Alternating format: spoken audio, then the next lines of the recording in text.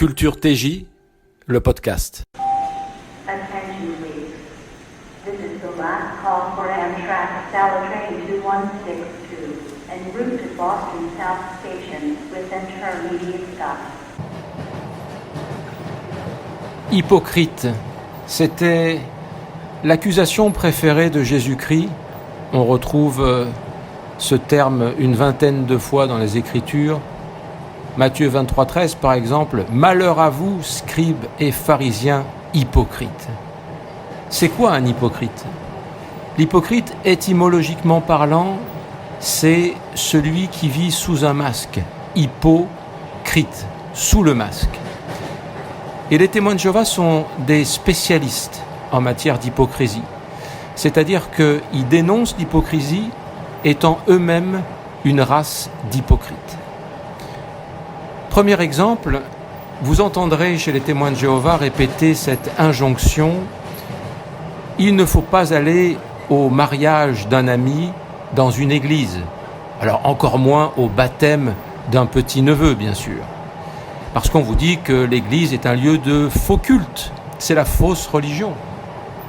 Par contre, cette même organisation n'aura aucun scrupule à vendre des salles du royaume ou même les bâtiments des filiales qu'on appelle les Bethel, pour qu'ensuite ces bâtiments qui pourtant avaient été consacrés à Dieu, avec une cérémonie, un cantique, vous voyez, on construit pour Dieu, et bien ensuite c'est revendu sans aucun scrupule, parfois à d'autres religions qui tiendront donc leur culte et leur office dans un bâtiment dédié à Jéhovah, ou alors parfois, là encore, sans le moindre remords, c'est vendu à des établissements qui ensuite vendront du cannabis et de la marijuana.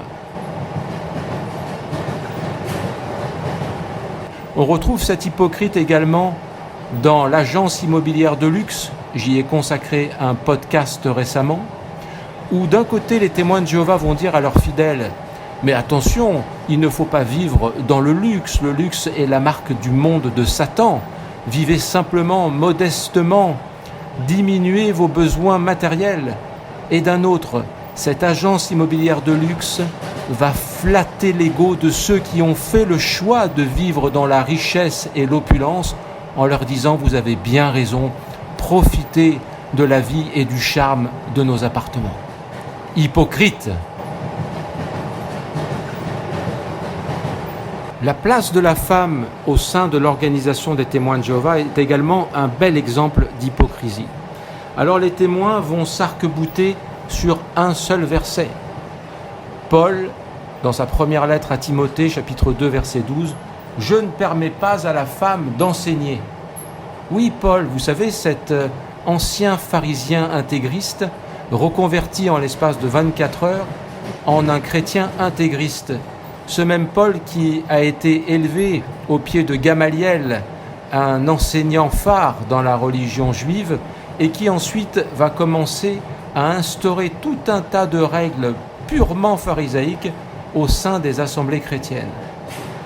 La place de la femme au sein des témoins de Jéhovah va suivre le modèle de Paul, c'est-à-dire qu'elle n'a aucune place, justement. Vous voyez, la seule espérance d'une sœur, comme on dit chez eux, c'est de monter sur l'estrade uniquement pour y faire le ménage, ou alors pour répondre à des questions, bien évidemment, sous la tutelle autorisée d'un homme et après avoir fait une dizaine de répétitions pour être bien sûr que ce qu'elle dit va cadrer avec ce qui doit être dit.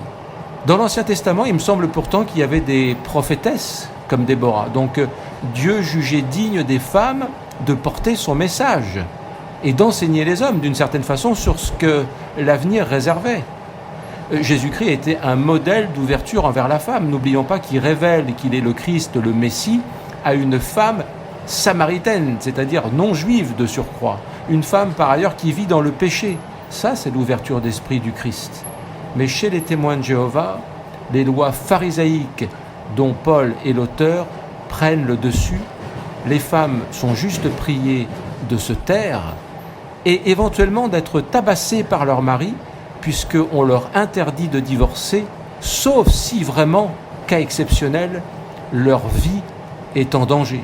Donc vous pouvez rentrer et être tabassé et prendre des nions par votre mari, c'est pas grave, il faut endurer pour le Christ. Telle est la place de la femme chez les témoins de Jéhovah. Bande d'hypocrites. Ah, et cette organisation a aussi le courage de nous dire que les enfants sont très importants pour eux. Ah, ils aiment les enfants. Ils aiment les enfants, sauf que dans leurs assemblées, ils se permettent de passer des bandes sonores de lecture biblique ou même des vidéos où ça canarde à tout va et où on dit que tout le monde va mourir, sauf les témoins de Jéhovah. Vous imaginez sur un enfant de 3, 4, 5, 6 ans l'effet que ça peut avoir. Et surtout, le grand paradoxe et l'hypocrisie des témoins de Jéhovah envers les enfants, c'est que tous les hommes qui rédigent les publications d'enseignement des témoins de Jéhovah, ou ceux qui élaborent le scénario de leurs vidéos, eh bien, ce sont tous des gens qui n'ont pas d'enfants. Parce qu'il est interdit d'avoir un enfant lorsque l'on est dans une filiale ou un Bethel des témoins de Jéhovah. Les enfants ne sont pas les bienvenus chez les témoins de Jéhovah. Pas de cris, pas de pleurs. Il n'y a pas d'enfants qui dérangent dans les allées des Bethel. Donc on ne voit pas exactement comment ces gens peuvent savoir ce qu'est la vie de famille, de familles qui ont 2, 3 ou 4 enfants, et de ce que ça représente. Parce qu'eux n'en ont jamais eu. Donc on est encore une fois en présence d'une hypocrisie majeure, sachant que le seul objectif de cette organisation sectaire, c'est d'utiliser vos enfants en les empêchant de faire une carrière dans le monde, c'est-à-dire de se cultiver, d'apprendre, de s'ouvrir au monde et au savoir, mais de devenir des laveurs de carreaux et de carrelage pour, entre guillemets, servir Jéhovah, ce qui évidemment veut dire servir l'organisation. Et si plus tard ils se retrouvent avec des retraites maigrelettes, si plus tard ils se retrouvent en difficulté matérielle, on leur dira « Prie Jéhovah, il s'occupera de toi ».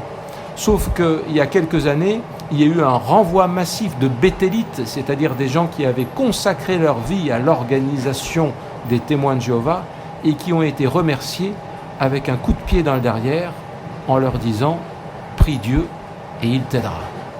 Bande d'hypocrites.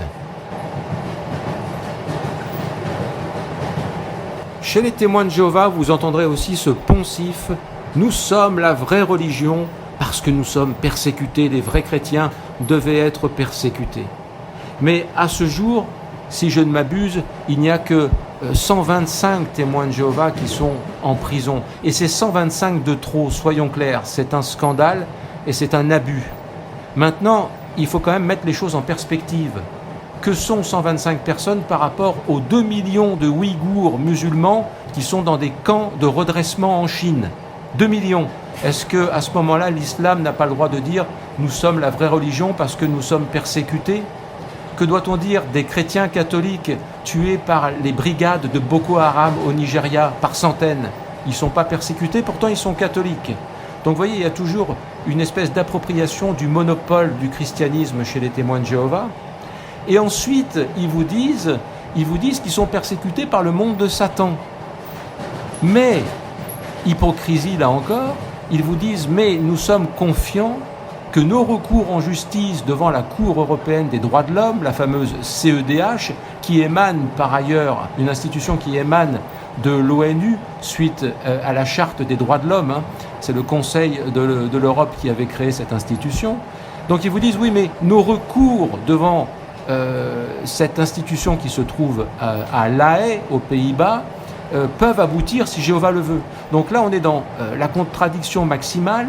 On vous dit que le système est aux mains de Satan, mais que quelque part, un élément du système, c'est-à-dire la CEDH, va pouvoir nous sauver. Alors, ou le système appartient au diable, ou alors il ne lui appartient pas.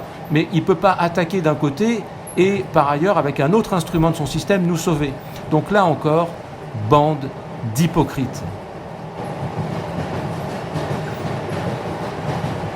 Les témoins de Jéhovah disent que Dieu est impartial, en citant Actes chapitre 10, versets 34 et 35.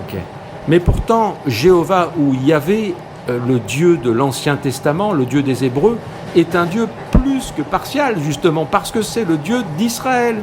C'est un Dieu qui va choisir une peuplade et ensuite aller exterminer, lisez le livre du Deutéronome, aller exterminer les peuplades alentours pour installer sur une terre qui ne lui appartient pas son peuple. Donc Yahvé est tout sauf un Dieu impartial. Le Père de Jésus-Christ, lui, par contre, est impartial. Et c'est peut-être de lui dont on parle en Actes chapitre 10, versets 34 et 35. Mais on voit bien que les témoins de Jéhovah ne servent pas le Père de Jésus-Christ, qui est impartial, mais qui servent Yahvé ou Jéhovah, ils le disent d'ailleurs, témoins de Jéhovah. Parce que là encore, ce Dieu sectaire et tribal, jaloux, a décidé de ne choisir comme interlocuteur que des Américains. Vous prenez la composition du Collège central, c'est tous des Américains ou des Canadiens ou des Australiens, et ensuite vous prenez ce qu'on appelle les helpers, tous ceux qui les aident, qui sont à la tête des différents comités dans la hiérarchie, ce sont tous des Américains aussi. Donc manifestement dans les cieux, on a décidé qu'il n'y avait qu'un seul interlocuteur, à savoir les Américains. C'est bien connu, Hollywood nous l'avait déjà dit, l'Amérique doit sauver le monde. Bande d'hypocrites. Où sont les Togolais? Où sont les Mexicains? Où sont les Japonais? Où sont les Polonais? Où sont les Français? Vous êtes une organisation sectaire américaine. Les témoins de Jéhovah aiment à répéter qu'il faut rendre à César ce qui est à César. Et oui, soyez de bons citoyens, chers témoins de Jéhovah, payez vos impôts. C'est pas grave si la Watchtower, elle, fait des investissements dans des paradis fiscaux. Oui, il ne faut pas voler, il faut vraiment écouter les autorités supérieures. Très bien, mais étrangement, cette même organisation Watchtower, lorsqu'il s'agit de cas de pédophilie et d'abus sur enfants, est beaucoup moins encline à collaborer avec les autorités supérieures qui lui demandent des comptes. Il y a actuellement un dossier de 1000 noms que la Watchtower refuse de donner aux autorités, et parfois ils ont payé des sommes d'argent pour ne pas le faire. La question c'est pourquoi ne pas collaborer et respecter César lorsqu'il vous demande les noms des pédophiles que vous abritez en interne? Pourquoi dans le dernier module adressé aux anciens, dès qu'il y a un cas suspect de pédophilie dans une assemblée de témoins de Jéhovah, alors qu'au début il fallait immédiatement prévenir la police et les autorités locales, désormais il faut immédiatement envoyer au Bethel le dossier qui gérera lui-même ou ensablera peut-être lui-même. Bande d'hypocrites. Les témoins de Jéhovah se voient répéter souvent « Faites des recherches ». Oui, affermissez votre foi, faites des recherches sur notre site. Et oui, sur notre site, il ne faut surtout pas ouvrir un livre dans une bibliothèque, uniquement sur gw.org. Mais même là, l'hypocrisie vous attend. Pourquoi? Parce que le moteur de recherche sur jw.org est bloqué à l'année 1950 pour les tours de garde et à 1970 pour les réveillez-vous. Pourquoi? Pourquoi vous ne voulez pas que vos fidèles voient ce que vous avez écrit dans les années précédentes? Pourquoi vous cachez votre histoire? Pourquoi vous évitez qu'ils découvrent que Rutherford pensait que 1925 était la date de la fin du monde, qu'il a prononcé un discours dans les années 1920, des millions de gens actuellement vivants ne mourront jamais? Pourquoi vous l'avez occulté ça? Peut-être parce que vous ne voulez pas que vos fidèles découvrent que vous mentez depuis plus d'un siècle? Bande d'hypocrites. Lors de la récente assemblée d'été, les témoins de Jéhovah ont eu un message qui a été martelé. Prêchez la bonne nouvelle. Il en va de la vie des gens. Et oui, selon la doctrine jéhoviste, ceux qui ne sont pas baptisés seront massacrés par ce Dieu d'amour qui va effectivement éliminer tout le monde, sauf évidemment les témoins de Jéhovah. Mais alors, si le message est aussi important, aussi vital, est-ce que les témoins de Jéhovah peuvent m'expliquer pourquoi ce message direct n'est pas répercuté de la sorte dans les titres de leurs publications, sur les panneaux de leur présentoir mobile, où ils attirent les gens avec des pastèques et des melons, des fausses photos de paradis en disant « Pourrons-nous vivre un jour sur une terre sans pollution? Une vie sans stress est-elle possible ?» Bande d'hypocrites, si vraiment votre message est vital, marquez sur vos panneaux « Si vous n'étudiez pas la Bible avec nous, vous allez mourir ».